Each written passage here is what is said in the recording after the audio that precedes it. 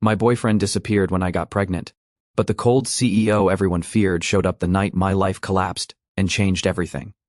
The glowing screen of her phone illuminated Jessica Parker's tired face as her trembling fingers typed out the message.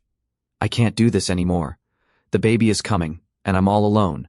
She pressed send before she could change her mind, then tossed her phone onto the passenger seat.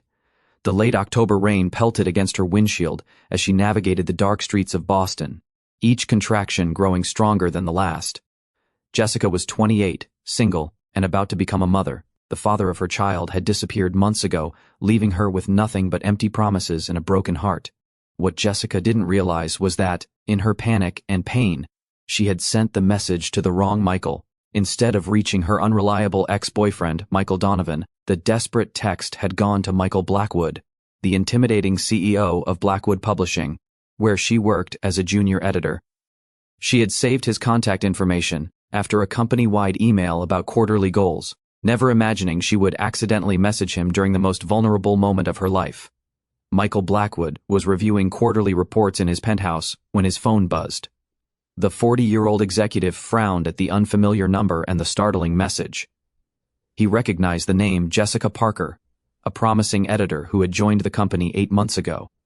Michael had noticed her sharp editing skills and dedication, but they had exchanged fewer than a dozen words in person.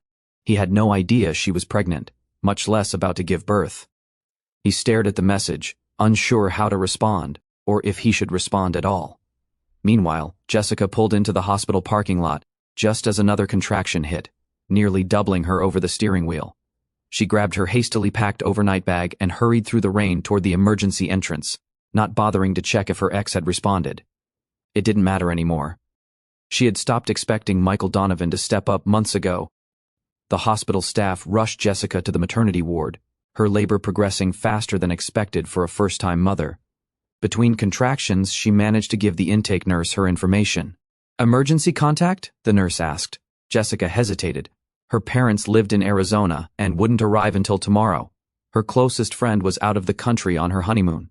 There's no one, Jessica admitted, tears mixing with sweat on her face. The nurse gave her a sympathetic pat on the shoulder and continued with the admission process. Back in his penthouse, Michael Blackwood couldn't shake the troubling message from his mind. Something about the raw desperation in those few words bothered him. As CEO of a company with over 300 employees, he prided himself on maintaining a professional distance. But this felt different. This wasn't a work matter. This was a human being in crisis. After 20 minutes of internal debate, he texted back, "Is everything all right? Do you need help?" When no response came, his concern grew. On a hunch, Michael called his assistant Vanessa, who was working late. "Vanessa, what do you know about Jessica Parker from the editing department?" Bright young editor came highly recommended from Berkeley Publishing. "Keeps to herself mostly, but her work is exceptional," Vanessa replied. "Why do you ask?" "Is she pregnant?" Michael asked bluntly. There was a pause on the line. "Yes, actually. I believe she's due very soon. People have been quietly collecting for a baby gift. Is there a problem?" Michael explained the mysterious text. "I think she might have sent it to me by mistake, but I'm concerned. She mentioned being alone and the baby coming." "That doesn't sound good." Vanessa agreed. "Should I try calling her?" "No, I'll handle it," Michael said, already grabbing his keys. "Send me a list of hospitals within 20 miles of the office. If she's in labor, she's likely at one of them." As Michael drove through the rain-slicked streets, Jessica was fighting through the final stages of labor. After 6 grueling hours, the cry of a healthy baby girl filled the delivery room. "She's perfect," the doctor announced, placing the squirming newborn on Jessica's chest, exhausted but overwhelmed with love. Jessica stared into her daughter's face. "Hello, Lily," she whispered, the name she had chosen months ago. While Jessica was meeting her daughter for the first time, Michael Blackwood was at the 4th hospital on his list, Boston Memorial. "I'm trying to find information about a Jessica Parker," he told the receptionist. "She's an employee of mine, and I received a concerning message that she might be in labor." The receptionist checked her computer. "Yes, Miss Parker was admitted earlier this evening. She's in the maternity ward." She looked up at Michael with a smile. "Congratulations. It appears she delivered a healthy baby girl about 30 minutes ago." Michael blinked in surprise. "Thank you, but I'm not—" He stopped himself. "What room is she in?" "Room 304, but visiting hours are over except for immediate family," the receptionist said. Michael straightened his tie. I'm her emergency contact, he lied smoothly. The receptionist nodded and buzzed him through. Standing outside room 304, Michael hesitated. What was he doing here? This woman was practically a stranger. He had crossed professional boundaries and inserted himself into an intensely private situation. He was about to turn away when he heard a soft cry from inside the room. Not a baby's cry, but a woman's muffled sob. Before he could reconsider, Michael knocked gently on the door. After a moment, a tired voice called, "Come in." Jessica looked up, expecting a nurse, and froze in shock when Michael Blackwood stepped into her hospital room. Her hair was a mess, her face pale with exhaustion, and her eyes red from crying. The baby was sleeping in a clear bassinet beside her bed. Mr. Blackwood?" Jessica's voice was barely audible. "What are you doing here?" Michael stood awkwardly by the door. "You sent me a text earlier. I think it was meant for someone else, but I was concerned when you didn't respond." Jessica's eyes widened as realization dawned. "Oh my God," she whispered, mortification washing over her. "I'm so sorry, I meant to text my ex." I figured as much," Michael said gently. "Are you all right? Is there someone I can call for you?" Jessica looked away, embarrassment giving way to another wave of sadness. "No, there's no one. My parents are flying in tomorrow, but—" Her voice trailed off. An uncomfortable silence filled the room, until a small whimper came from the bassinet. Jessica reached for her daughter, wincing slightly from the movement. "Oh, may I?" Michael asked, gesturing toward the bassinet. After Jessica's surprised nod, he carefully lifted the newborn and handed her to her mother. The tenderness in his movements was unexpected from a man known for his ruthless business acumen. "She's beautiful," Michael said softly. "What's her name?" Lily," Jessica replied, watching her boss with confusion. "Lily Grace Parker." Michael nodded, seeming to make a decision. "Miss Parker, Jessica, I know this is unusual, but would you allow me to help? Not as your employer, but as someone who—" He paused, searching for the right words. "As someone who believes no one should be alone at a time like this." Jessica stared at him, trying to reconcile this compassionate man with the intimidating CEO she had glimpsed from afar. Before she could respond, a nurse entered the room. "Oh, you must be the father," the nurse said cheerfully to Michael. "The hospital needs some information for the birth certificate."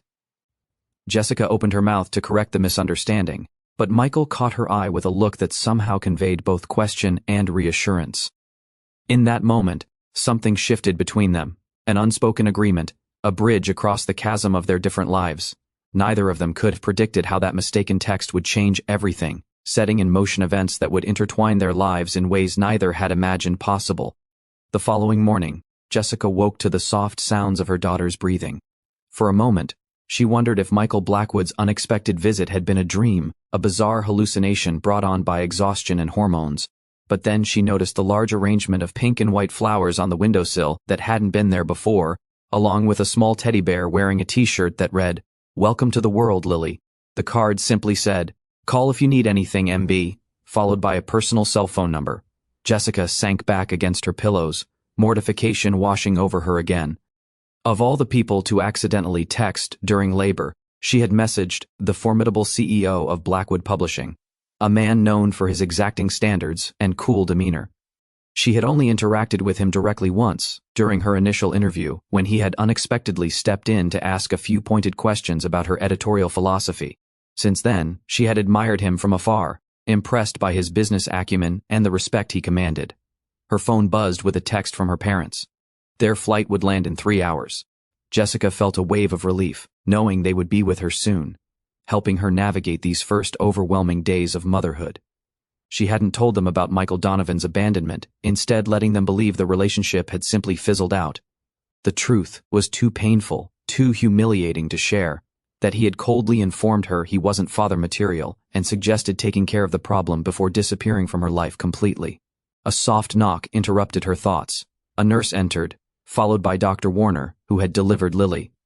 "Good morning, new mama," Dr. Warner said warmly. "How are you feeling today?" "Is sore, tired, overwhelmed," Jessica admitted. "But good, doctor." Dr. Warner checked Jessica's vital signs and examined the incision from the emergency C-section they had performed when Lily's heart rate had suddenly dropped during the final stages of labor. "Everything looks good, but I'm a bit concerned about your blood pressure. It's still elevated," Dr. Warner said. I'd like to keep you an extra day for monitoring, just to be safe. Jessica nodded, trying to hide her anxiety. Another day in the hospital meant additional costs her insurance might not cover, but her daughter's health came first. Your husband seemed very concerned last night, the doctor continued. He asked about postpartum care and what to expect in these first weeks. It's wonderful to see such an involved father. Jessica opened her mouth to correct the misunderstanding but hesitated. The thought of explaining the complicated truth was exhausting.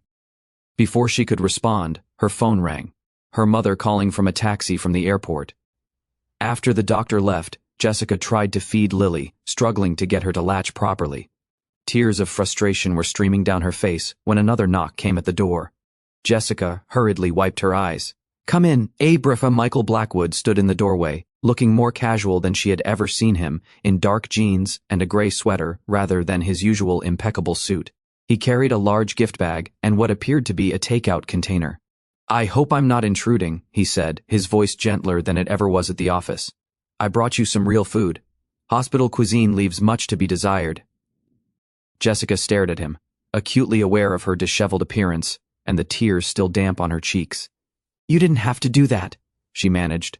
Michael set the food on the rolling table and moved it toward her bed. "It's just soup and a sandwich from Westfield Cafe." Nothing fancy. He glanced at Lily, who was still fussing at Jessica's breast. "Is everything all right?" Jessica felt her face flush with embarrassment. "I'm having trouble, she won't." Fresh tears threatened. To her surprise, Michael didn't look uncomfortable or flee the room. Instead, he calmly took a seat in the visitor's chair. "My sister has 3 children," he said. "She struggled with breastfeeding too, especially with her first." The lactation consultant showed her a different position that worked better. Jessica looked at him in disbelief. This was not a conversation she had ever imagined having with her boss. "The lactation consultant isn't available until this afternoon." Michael pulled out his phone.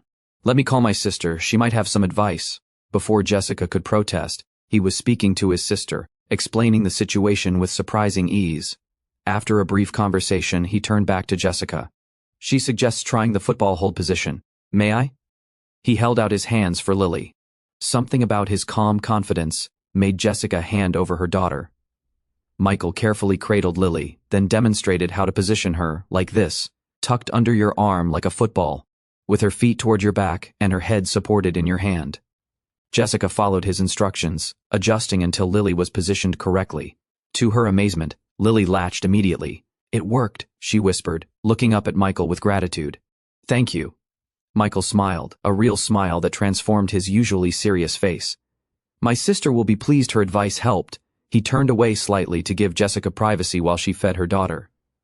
Mr. Blackwood," Jessica began hesitantly. "Michael, please," he interrupted. "I think we're well past formalities at this point." Jessica nodded. "Michael, I want to apologize again for the text. And thank you for coming to check on me last night. That was unexpected." Michael was quiet for a moment. "We all need help sometimes," he finally said. "Even those of us who are used to handling everything alone." Something in his tone suggested he was speaking from experience. "Still, you're my boss. This isn't exactly in your job description." Michael leaned forward slightly. "Right now, I'm just a person helping another person. The company hierarchy doesn't apply here." Jessica studied him, wondering about the man behind the executive facade. "Why did you really come last night? You could have just called the hospital to check if I was okay." Michael seemed to consider his answer carefully. "Your message said you were alone. No one should be alone during something like that." He paused. "And perhaps I understand more than you might think about facing important moments without support." Before Jessica could ask what he meant, the door opened again. An older couple rushed in, her parents, Alan and Barbara Parker, having arrived earlier than expected. Jessie!" her mother exclaimed, hurrying to the bedside. She stopped short when she noticed Michael. "Oh, I'm sorry, we didn't realize you had a visitor." Michael stood, extending his hand. "Michael Blackwood, I work with Jessica." Barbara shook his hand, confusion evident on her face. "Nice to meet you. I'm Barbara, Jessica's mother, and this is her father, Alan." An awkward silence fell over the room. Jessica could see the questions forming in her mother's eyes. Why was Jessica's boss visiting her in the hospital? Why had the nurses referred to him as the father when they had pointed them to Jessica's room? "Michael brought me some lunch," Jessica explained weakly. and helped with a feeding issue. Alan's eyebrows shot up. That's very kind of you, Mr. Blackwood. Ebro Michael handled the situation with diplomatic ease. Jessica is a valued member of our team at Blackwood Publishing. We take care of our own. He retrieved his coat. I should be going.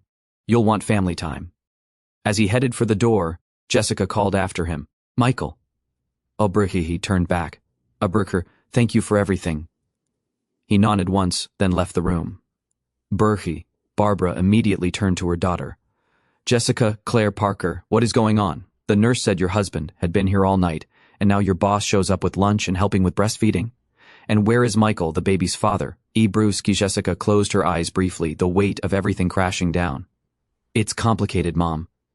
Brew, uncomplicated for us, her father said, his voice gentle but firm. Over the next hour, Jessica told her parents everything. About Donovan abandoning her, about accidentally texting her boss, about Michael Blackwood showing up at the hospital and being mistaken for Lily's father. By the end, Barbara was wiping away tears, and Alan's jaw was clenched in anger toward the man who had abandoned his daughter. So this CEO, he just came to check on you? Barbara asked. That seems unusual. Everything about this situation is unusual, Mom. Jessica sighed. But he was kind when he didn't have to be. Alan was still processing. What kind of man doesn't stand by the mother of his child? He muttered. If I ever meet this Donovan character. Brookie, you won't, Jessica said firmly. He made his choice. Lily and I will be fine without him. Brr. Later that evening, after her parents had gone to their hotel, promising to return first thing in the morning, Jessica received a text from Michael. Is there anything you need that I can bring tomorrow? My sister suggested nursing tops might be helpful. Bro. Jessica smiled at the unexpected thoughtfulness.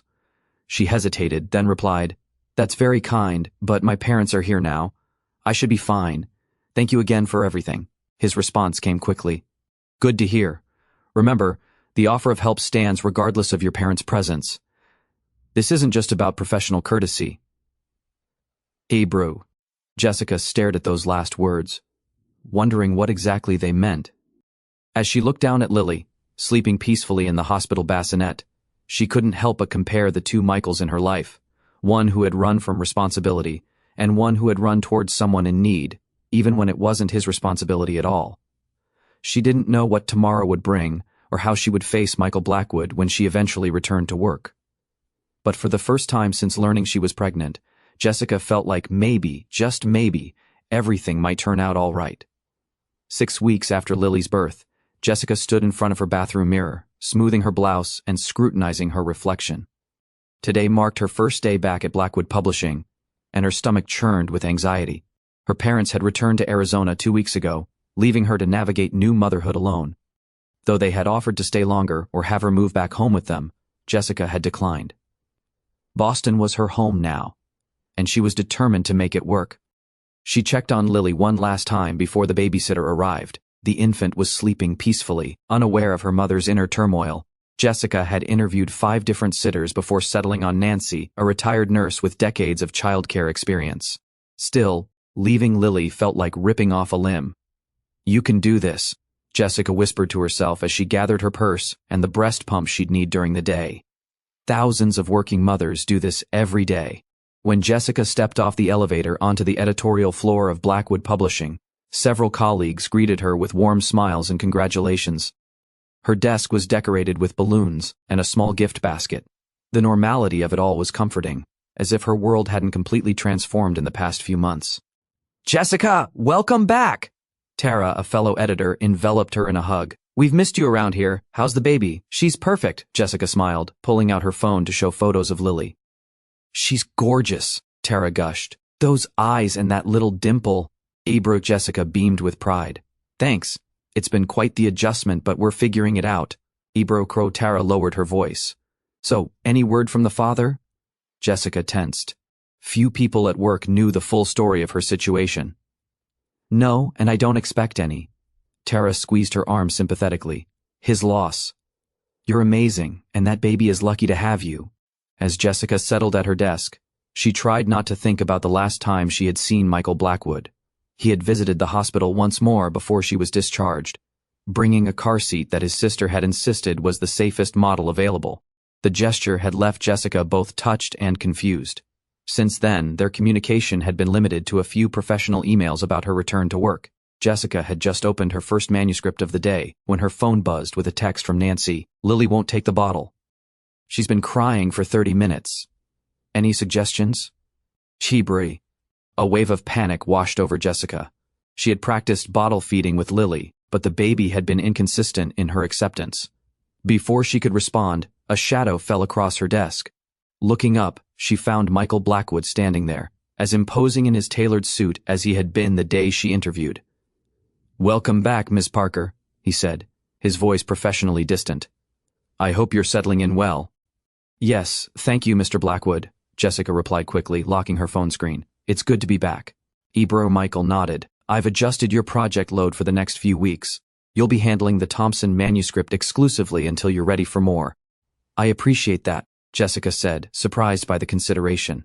"My office at 2 to discuss your thoughts on it," he said, then walked away without waiting for a response. Jessica stared after him, puzzled by his return to formality after the personal connection they had shared in the hospital. It was as if those moments had never happened. By noon, Jessica was in the mother's room, pumping breast milk and frantically texting Nancy, who had finally gotten Lily to take the bottle after nearly 2 hours of resistance. The baby was now sleeping, exhausted from her protest. Jessica felt tears stinging her eyes. How was she supposed to focus on work when her heart was at home with her daughter at 2 o'clock sharp? Jessica knocked on Michael's office door, manuscript notes in hand. "Come in," his deep voice called. Michael was standing by the window, gazing out at the Boston skyline. He turned as she entered, his expression unreadable. "Jessica," he said, using her first name despite their earlier formal exchange. "Please sit." Jessica took a seat across from his desk, placing her notes between them. "I've reviewed the Thompson manuscript. It has potential, but the middle section drags considerably." Michael didn't sit or reach for her notes. Instead, he remained standing, studying her face. "You've been crying." Jessica blinked in surprise. No, I'm fine." "You're not fine," he stated simply. "What's wrong?" The direct question, asked with what seemed like genuine concern, broke through Jessica's carefully constructed professional facade. "Lily wouldn't take the bottle this morning," she admitted. "She cried for hours. The sitter finally got her to eat, but..." She trailed off, embarrassed by her emotional response. Michael's expression softened. "That must be difficult." "It is what it is," Jessica said, trying to regain her composure. "Many working mothers deal with this." "Now, about the manuscript..." Jessica," Michael interrupted gently. "May I speak frankly?" She nodded, uncertain. "When my sister returned to work after having her first child, she was miserable for months," he said. "She tried to pretend everything was fine, that she could seamlessly transition back to her old life. It nearly broke her." Jessica swallowed hard. "What are you saying?" "I'm saying that perhaps we need to reconsider your return to work plan." Michael moved to sit behind his desk. "What if you could work from home 3 days a week? You'd come in for necessary meetings but otherwise manage your projects remotely." Jessica stared at him. Would that be possible?" "We've never had such an arrangement before," Michael admitted, "but there's always a first time. You're a valuable editor, Jessica. I'd rather accommodate your needs than lose your talent." "Why would you do this for me?" Jessica asked, the question that had been plaguing her for weeks finally escaping her lips. Michael was quiet for a long moment. "6 years ago, my wife died giving birth to our son," he said, his voice steady but with an undercurrent of pain. "He lived for 3 hours. I held them both as they slipped away." Jessica gasped softly. "Michael, I had no idea. I'm so sorry." "Few people know," he said. "I don't discuss it." He looked directly at her. "When I received your text that night, when I realized you were alone at such a critical moment, I couldn't not respond." The revelation stunned Jessica into silence. Suddenly, his appearance at the hospital, his gentle handling of Lily, his sister's advice about breastfeeding, it all made sense. This wasn't just professional courtesy or random kindness. This was a man who understood loss and isolation in a way few others could. "I didn't mean to burden you with my history," Michael continued when she didn't speak. "I simply wanted you to understand that my offer comes from a place of genuine concern, not corporate strategy." Jessica nodded, still processing this new information. "Thank you for telling me and for the offer. I'd like to try the arrangement, if you're serious." I am," he confirmed. "We'll start next week. For the remainder of this week, wrap up what you need to hear and prepare to work from home." Her relief washed over Jessica. Thank you, Michael. This means more than I can express. Avery, as she stood to leave, Michael spoke again. Jessica, there's something else. He hesitated, looking uncharacteristically uncertain. I received a letter yesterday addressed to the company. It was from Michael Donovan. Jessica froze, her hand gripping the back of the chair. What? Why would he contact Blackwood Publishing? It seems he's been trying to reach you. Your number has changed, and your old apartment has new tenants. He tracked you to your employer. Michael's jaw tightened. He claims he wants to meet his daughter.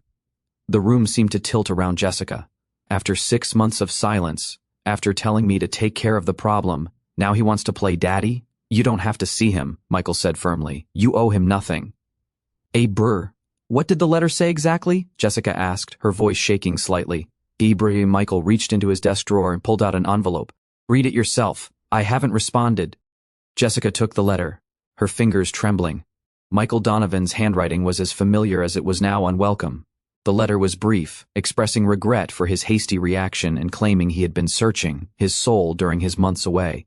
He wanted to meet Lily and discuss support arrangements. Support arrangements? Jessica repeated bitterly. Now that she's here, healthy and real, he wants to swoop in and play the hero. She looked up at Michael. What do you think I should do? Michael leaned back in his chair. That's not for me to say, but I will offer this observation. Sometimes people deserve second chances, and sometimes they don't. Jessica folded the letter and slipped it into her pocket. I need time to think about this. Take all the time you need, Michael said. And Jessica, whatever you decide, you're not alone in this anymore. The words hung between them, laden with meaning beyond professional support. For the first time since Lily's birth, Jessica felt a flutter of something other than anxiety or exhaustion, something warm and unexpected that made her breath catch. That evening, as Jessica rocked Lily to sleep, her thoughts kept returning to Michael Blackwood, to his revelation, his kindness, his unexpected support. The Michael she was coming to know was vastly different from the intimidating CEO she had once feared. And as for the other Michael, the one who had broken her heart and abandoned his child, she pulled out the letter again, reading it more carefully. Between the lines of Donovan's carefully worded apology, Jessica sensed calculation rather than genuine remorse. He mentioned legal rights and paternal claims alongside his desire to meet Lily. The implicit threat was clear. If Jessica didn't cooperate, he might pursue other avenues to insert himself into their lives. Jessica's arms tightened protectively around her sleeping daughter. How quickly life could change. In 6 months, she had gone from a woman betrayed and alone to a mother fiercely determined to protect her child, with unexpected allies in her corner. Whatever Michael Donovan's true motives were, whatever challenges lay ahead, one thing was certain. Jessica Parker was no longer facing them alone. 3 days later, Jessica sat in a quiet corner of Riverside Cafe, her hands wrapped tightly around a mug of tea that had long gone cold.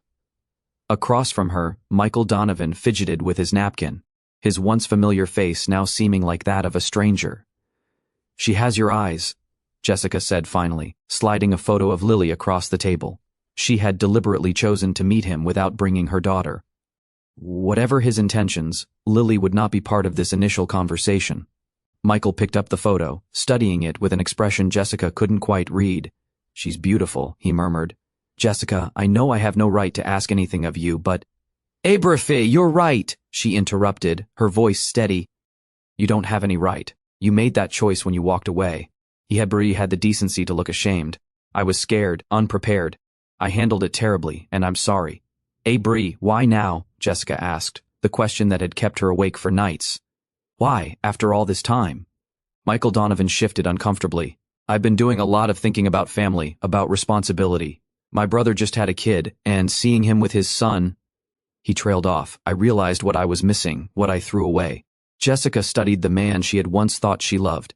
His explanation sounded rehearsed, hollow, and the mentions of legal rights in your letter. Was that thinking about family too? His expression hardened slightly. I'm Lily's father. I have rights. Rights you forfeited when you suggested I take care of the problem, Jessica reminded him, her voice cold. Rights aren't just legal concepts, Michael. They're earned through presence, through care, through showing up when it matters. Before he could respond, Jessica's phone buzzed with a text. She glanced down to see a message from Michael Blackwood, checking in. Everything all right? Sebro. A small smile touched her lips. Since their conversation in his office, Michael had been a steady presence in her life. Professional, yet personal. Respectful of boundaries, yet unfailingly supportive. He had never pushed or presumed, simply offered quiet strength when she needed it most. "Aber is someone important?" Donovan asked, noting her expression. "Aber, yes," Jessica said simply, returning her attention to him. "Look, I won't keep Lily from knowing her father, if you're genuinely committed to being in her life. But I need to know your true intentions. No games, no threats." Donovan's facade cracked slightly. "I'm not the villain you're making me out to be." I panicked. "Yes, I made a terrible mistake, but I want to make it right," he leaned forward. "And I've been thinking about us too, Jess. What we had was good. Maybe we could—" "If and no," Jessica cut him off firmly. "That door is closed permanently." "Abri," his expression darkened. "Is there someone else?" Jessica didn't answer directly. "My priority is Lily. If you want to be in her life, we'll need a formal agreement. Visitation schedule, support payments, everything documented legally." You don't trust me," he observed. "You haven't earned trust," she replied evenly. "But I'm willing to give you the chance to build it, for Lily's sake." After Donovan left, Jessica remained at the cafe, emotions swirling. She picked up her phone and texted Michael Blackwood, "Meeting finished. Could use a friend." 20 minutes later, Michael Blackwood walked through the cafe door, his tall figure commanding attention, even in casual clothes. He spotted Jessica and made his way to her table, sliding into the seat across from her. "How did it go?" he asked without preamble. Jessica recounted the conversation, watching Michael's expression darken when she mentioned Donovan's suggestion about rekindling their relationship. "And what will you do now?" Michael asked when she finished. "Bro. I'll have my lawyer draft a visitation and support agreement," Jessica said. "Limited visits at first, supervised until he proves he can be consistent." Michael nodded. "A sensible approach." He hesitated, then added, "And about his other suggestion?" Jessica met his gaze directly. "As I told him, that door is closed permanently." Something shifted in Michael's eyes. Relief, perhaps, or something more. "Jessica," he began, then stopped, seeming to search for words. "Ah, I know," Jessica said softly. "Me too." Their hands found each other across the table, a simple touch that somehow felt more intimate than any words could express. 6 months later, the autumn leaves had turned Boston into a canvas of red and gold.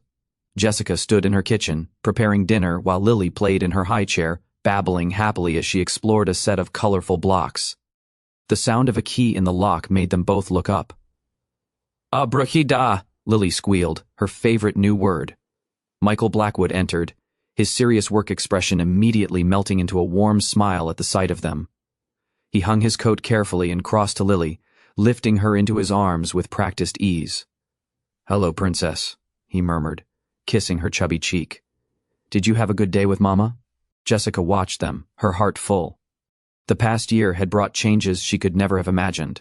Michael Donovan had kept his monthly visitations for about 3 months before his interest waned, and his visits became increasingly sporadic. His last cancellation had come with a job offer in Seattle and a request to modify the agreement to quarterly visits at best. Meanwhile, Michael Blackwood had become a constant in their lives, first as a supportive friend, then as something more. Their relationship had developed slowly, both of them careful not to rush, given the complexities involved. But the connection between them had been undeniable from that first night in the hospital, a bond forged in crisis that had deepened into something genuine and lasting. How was your meeting?" Jessica asked as Michael came to kiss her, Lily still balanced on his hip. Productive. The board approved the expansion," he replied. "But more importantly, I had a thought on the way home." He set Lily back in her high chair and reached into his pocket, producing a small velvet box. "This isn't how I planned to do this.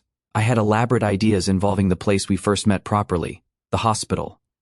Jessica laughed, tears already forming in her eyes. "But I realized," Michael continued, opening the box to reveal a diamond ring, "that the perfect moment isn't about location, it's about being with the people who make life worth living." He knelt beside her. "Jessica Parker, will you and Lily do me the extraordinary honor of becoming my family, officially, permanently, wonderfully?" Jessica looked from the ring to Michael's hopeful face to Lily, who was watching them with bright, curious eyes. Her daughter, who had inadvertently brought this remarkable man into their lives through a mistaken text message on a rainy night that seemed both yesterday and a lifetime ago. Yes, Jessica whispered, her voice catching. Yes to family. Yes to us. Abrer. As Michael slipped the ring onto her finger and gathered both her and Lily into his embrace, Jessica marveled at life's unexpected turns, how the worst moments could lead to the best, how mistakes could become miracles, and how finding love could be as simple and as profound as sending a message to the right, wrong person.